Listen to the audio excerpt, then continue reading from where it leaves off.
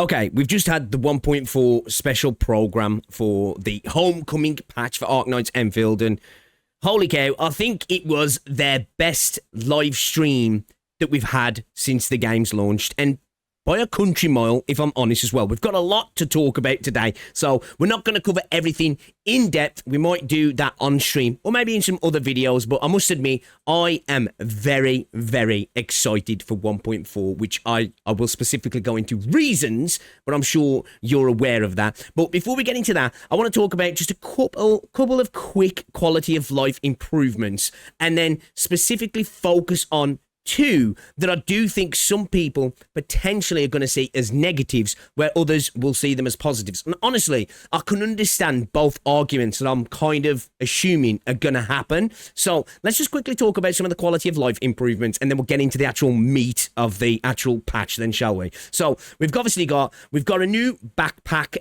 equipment added to the backpack as well. They're adding a name card change, birthday system, operator illustration viewer / gallery. They're improving the camera system as well to allow you to have better screenshots, character posing, community content creation, and showcasing features as well. So that's really cool. Not for me, but it's going to be cool for some people. So it looks like there's a big emphasis on the photo mode as well, which is really cool. Now, things that actually are a little bit more interesting to me is some of the stuff around the navigation and gameplay stuff, mission tracking, the skill visual effects as well. You're going to be able to downgrade those for the people who don't like too much going on screen, which I am a little bit worried that we're going down that route in Endfield, just like a lot of the 3D action gacha games. So that's really nice to be able to have that option as well. And then we're obviously going to see some general UI responsiveness improvements. But the big one, really, well, two big one, remote stashing, which is really good. But the other one is targeting. A lot of people have been complaining about this, and it's a fair complaint. The targeting in this game can be a bit of a pain. It's not the best. So any improvement made to the targeting system in this game is a huge, huge W. So around the quality of life, I think there's some really, really cool improvements. And also, before I get into the potentially two contentious ones, let's just talk about the actual rewards here. So it looks like we're going to get around 10k Aura Barrel through the Companionship Celebration Special Program, which for the 3-day login, you'll get 3k, a basic, 5 basic headhunting permits, and a 6-star weapon as well, which is actually really good. And then you're going to get 2k separately, and then another 5k separately, through the scratch off little event as well, the little scratch card event. And then you're going to get 5 pulls for both Lino and Arcane, which we will have a little talk about the two new units as well. So obviously pretty standard affair in that case. So that's kind of cool. But let's just go on to the two potentially contentious quality of life updates. And that's what some would call gear improvements, or some other people wouldn't. So they're introducing a new Arsenal crate. So basically, the Arsenal defense crates are, when you do the trial for a new unit, you're going to get access to a little crate that comes with a bunch of mats, some Aura Barrels, some mats, some T credits, and all that sort of stuff. But the main thing is a full gear set, fully artificed, that's tailored toward that character. Now, from the language, they did say you're going to need to build your optimal gear sets to get the most out of your character. But this is going to be for people who maybe, one, just can't be bothered in building the optimal character. They're going to be able to do that trial, get that character, and leave it there, and get, a decent amount out of them. And then it's going to be there as well as a bit of a stopgap for people where they've just got the character, they do the trial, they can slap that gear on the character, fully artificed, get a decent amount out of the character as they build the rest of the gear. So I think it's kind of a positive in that regard, but there's a worry, just like the other system, that it could potentially reduce the importance of the factory system, which people have worried about since launch. This could go either way, and it's definitely going to be down to Hypergryph. But let me just go into a little bit into the actual gear conversion, new assembly system that they're bringing into the game. So basically, you're only going to really need one gear assembly line now, because all gear is going to be able to be built with the same gear. pretty much in terms of your character gear. You're going to be able to use the same component. So let's just say it's a Gironite component set. That'll work for everything else. You know, whether it's Cuprium, a Pyrolite, or whatever it might be, they'll all be able to build with the same gear. Now, there will be a bit of a trade-off. Certain gear will cost more. You might need 50 of Hetonite compared to 5 of the Pyrolite, or whatever it might be. But basically, what it means is it's kind of unifying crafting character gear down to one assembly line, which there's a problem potentially there, and definitely a positive as well, right? Because there's going to be people who are like, thank you, I won't have to have multiple gear lines. I don't have to keep messing around with my factory, because some people hate the factory, and I can just have one efficient gear line that crafts pretty much everything in the game. It's also going to cost potentially less stock bills as well, which is obviously a really good thing. Reduction in mat usage is always a positive thing, right? But the worry here is that potentially people start interacting with the factory less, and then the factory gets updated less, because why use developer resources on something that's increasingly becoming used less and less? Kind of logically works and makes sense, right? That why spend development resources on something that's not being used so much? And Tobro did mention this, right? You know, and I did agree with that. That's a potential thing, that if less people use the factory, then maybe less work is put into the factory. The blueprint really didn't seem to be that, but this potentially could be a catalyst for that.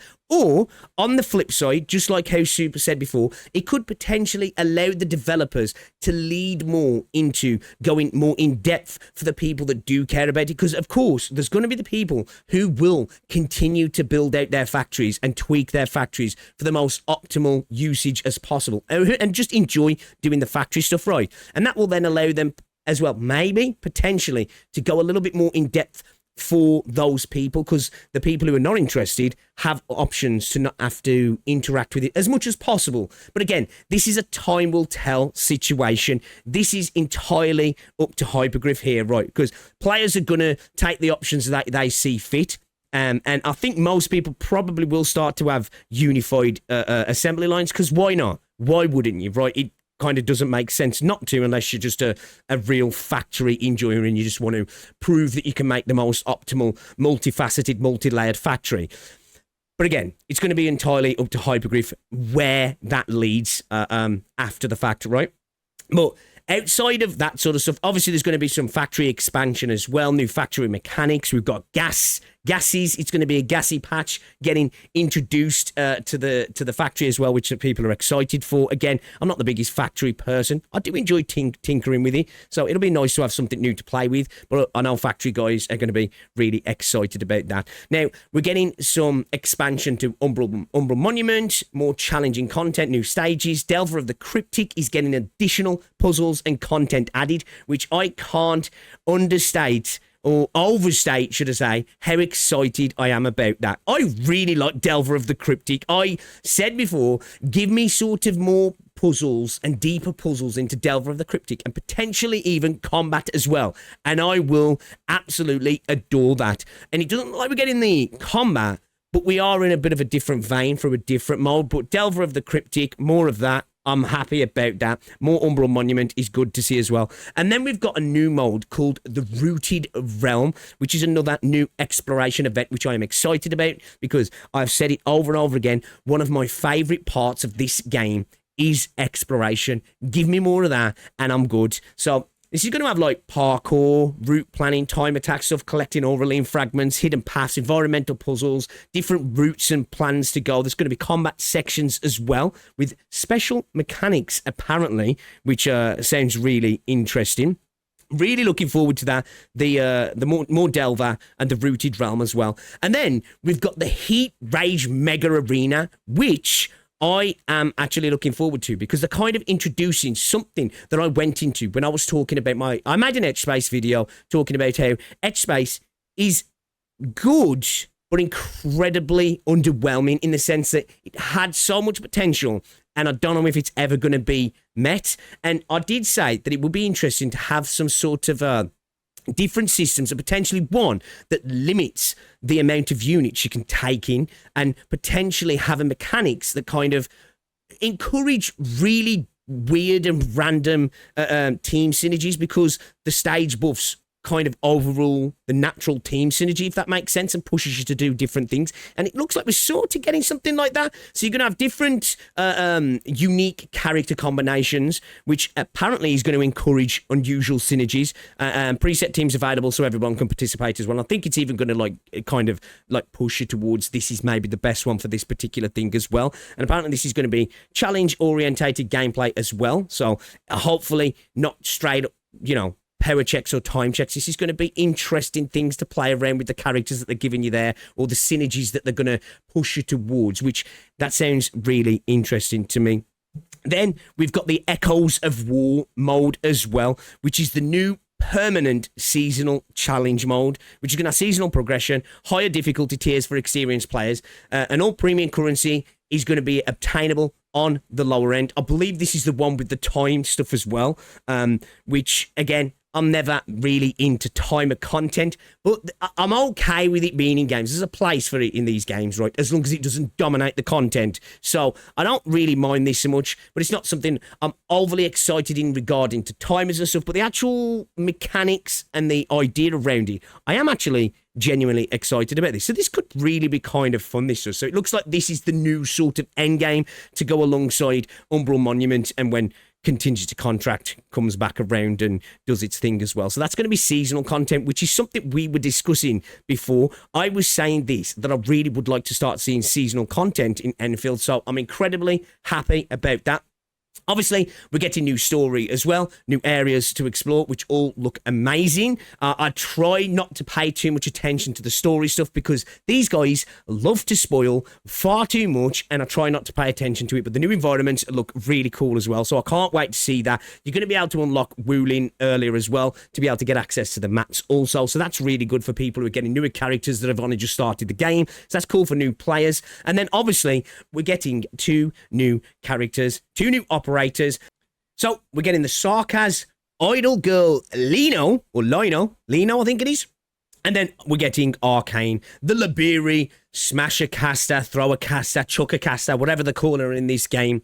She looks incredible. We've already met her, and I think she's a fan favourite as well. And both of these units look like they're actually going to be really useful. We might actually go a little bit more in depth into these in a stream or in another video, but definitely go check out the stream. Obviously, Lino looks like she's going to be incredibly valuable to your teams, basically, right? We've got an electric support, focused operator here that provides healing and team attack buffs as well. But she looks like she's going to be like a really good general unit to be able to use across multiple teams. And I think she's going to be a big benefit to a lot of people. Healers and buffers are always incredible, right? So I think she's going to be incredibly sought after. But Arcane also is going to be sought after because she looks cool, her combat looks cool, but she's also going to be the first operator with actual 2 distinct combat styles. So you can switch between a DPS and a support depending on how you've set her up, and that's going to be through gear, which is really cool, actually. It's not just going to be a stat thing here, because typically a lot of games will claim that there's build variety, but it's usually, oh, I can go into a little bit more crit or a little bit more this and that, and all it does is kind of potentially change rotation speed at the most, but this is actually looks like it's going to be an active change in how you play the game as well, which for me, I'm incredibly excited about that. We are going to look a little bit more into her. I'm trying to go through things as quick as possible here because, as I said, there was so much to talk about. But as streams go, I think this was their best stream yet.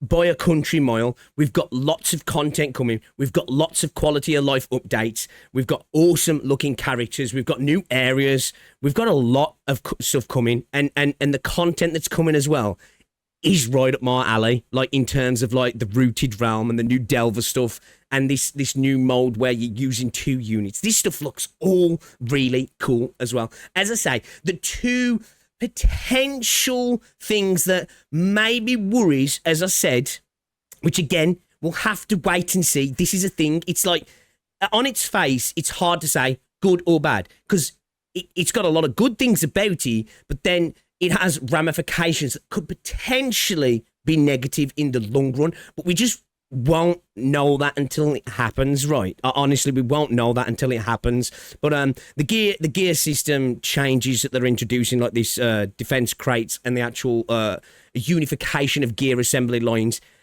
is one that I think is going to have a lot of people torn. And I'd really be interested to know what you think about the Arsenal defense crates and this new gear conversion, assembly, unification system that they've introduced into the game. I'd really be interested to see what you've got to say about that. Of course, I'd love to know what you've got to say about everything else in the patch as well. But I'm really interested to see what you've got to say about that. I kind of want to hear what people think around that specifically. But other than that, what are you most excited for? Because I'm incredibly excited about this patch. It looks like a good one, and I cannot wait. I need to get some grinding done because I still haven't finished the last patch. I have been taking my time with Endfield and loving every moment. It's time to lock in though now because this patch looks kind of fire.